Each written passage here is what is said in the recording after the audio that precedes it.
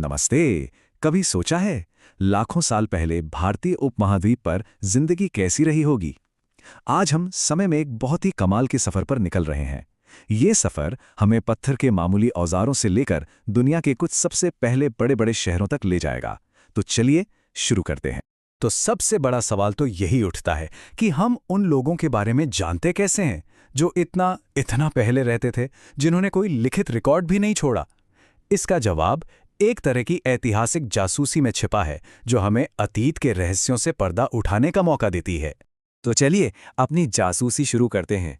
इतिहासकार और पुरातत्वविद, ये दो तरह के जासूस होते हैं जो दो मुख्य तरह के सुरागों का इस्तेमाल करके अतीत के इस पहेली को सुलझाते हैं। देखिए, एक तरफ तो हैं पांडुलिपियां। ये हाथ से लिखी पुरानी किताबें हैं जो हमें उस जमाने की सोच, उनकी कहानियों और मान्यताओं के बारे में बताती हैं। और दूसरी तरफ है पुरातत्व, यानी जमीन की खुदाई से मिली चीजें, जैसे कि औजार, बर्तन, टूटी फूटी इमारतें। ये वो चीजें हैं जो हमें बताती हैं कि असल में लोग अपनी रोजमर्रा की जिंदगी जीते कैसे थे।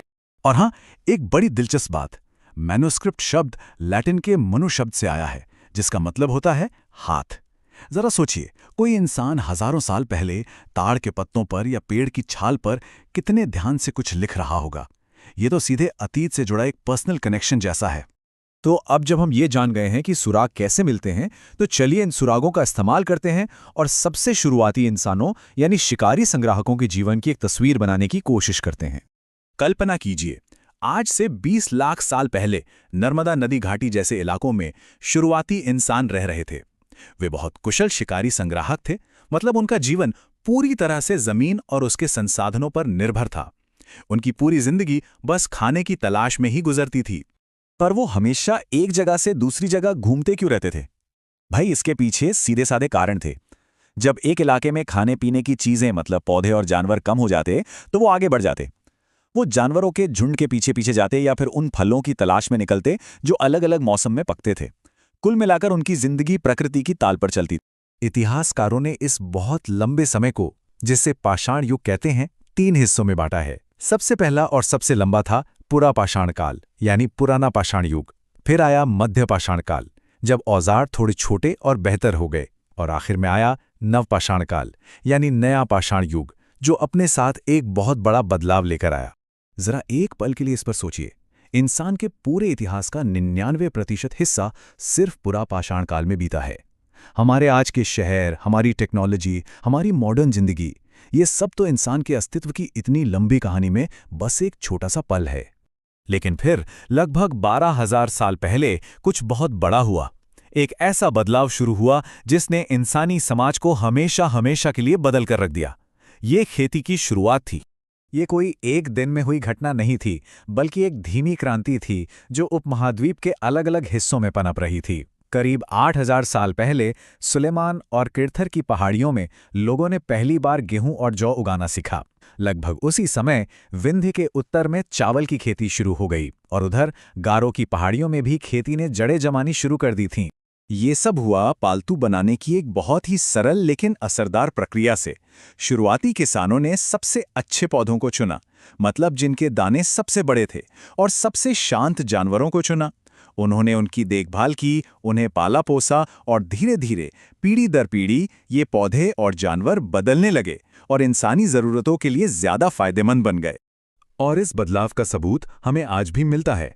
मिसाल के तौर पर पालतू जानवरों के दांत और सींग समय के साथ अपने जंगली रिश्तेदारों के मुकाबले छोटे होते चले गए। ये इस बात का साफ संकेत है कि सैकड़ों सालों तक उनका चुनाव इंसानों ने किया था। खेती का सीधा सा मतलब ये था कि अब लोगों को खाने की तलाश में भटकने की जरूरत नहीं थी। वो एक ही जगह पे बस सकते थे, गांव बना सकते थे, और इन्हीं बस्तियों से हमारे पूर्वजों की सबसे बड़ी उपलब्धियों में से एक चीज सामने आई, पहले शहर। तो चलिए समय में थोड़ा और आगे चलते हैं। करीब 4,700 साल पहले सिंधु नदी और उसकी सहायक नदियों के किनारे एक बहुत ही विकसित सभ्यता का जन्म हुआ, सिंधु घाटी सभ्यता। ये शहर कोई ऐसे ही बेतरतीब नहीं बसे थे, बल्कि ये बेहतरीन शहरी प्लानिंग के नमूने थे। शहर आमतौर पर 2 हिस्सों में बटे होते थे। एक छोटा ऊंचा पश्चिमी हिस्सा, जिसे नगर दुर्ग कहते हैं, जहां शायद शासक और खास सरकारी इमारतें होती थीं, और एक बड़ा निचला पूर्वी हिस्सा जहां आम लोग रहते और काम करते थे। इन शहरों की इंजीनियरिंग तो आज भी हैरान कर देती है। सोचिए, मोहनजोदड़ो का मशहूर ग्रेट बाथ, अनाज रखने के लिए बड़े बड़े गोदाम, और सबसे कमाल की बात, पक्की ईंटों से बनी सीधी सड़कें और जमीन के नीचे एक पूरा ड्रेनेज सिस्टम। ये उस जमाने के हिसाब से वाकई बहुत एडवांस था। अकेले ग्रेट बाथ को ही देख लीजिए। उसे वाटरप्रूफ बनाने के लिए ईंटों, प्लास्टर और प्राकृतिक तारकोल की परतें चढ़ाई गई थीं। ये उनकी तकनीकी समझ और बारीकी से काम करने का एक शानदार सबूत है। जिस जमीन का इतना गहरा और लंबा इतिहास हो, तो इसमें कोई हैरानी की बात नहीं कि उसे सदियों से कई अलग-अलग नामों से जाना गया है, और हर नाम इसकी पहचान की एक अलग परत को दिखाता है। तो ये नाम आए कहाँ से? इंडिया शब्द इंडस से बना है, जो सिंधु नदी के लिए यूनानी और ईरानी नाम था। भारत नाम भरत नाम के एक बहुत शक्तिशाली कबीले के नाम पर पड़ा, जिसका जिक्र पुराने ऋग्वेद में भी मिलता है। और कुछ पुराने ग्रंथों में इसे जम्बू द्वीप यानी जामुन के पेड़ों की भूमि भी कहा गया है। विष्णु पुराण का ये खूबसूरत श्लोक इस जमीन को कितने काव्यात्मक ढंग से परिभाषित करता है। जो देश समुद्र के उत्तर में और बर्फीले पहाड़ों के दक्षिण में स्थित है, उसे भारत कहा जाता है। ये हमें उस भौगोलिक और सांस्कृतिक पहचान का एहसास दिलाता है जो हजारों सालों से कायम है। तो आखिर में ये एक सवाल हमारे सामने आता है, ये जानना कि एक ही जमीन के इतने सारे पुराने नाम हैं, क्या ये हमें उसके जटिल परत दर परत इतिहास और उसकी लगातार बदलती पहचान को और बेहतर ढंग से समझने में मदद नहीं करता? इस सफर में शामिल होने के लिए धन्यवाद।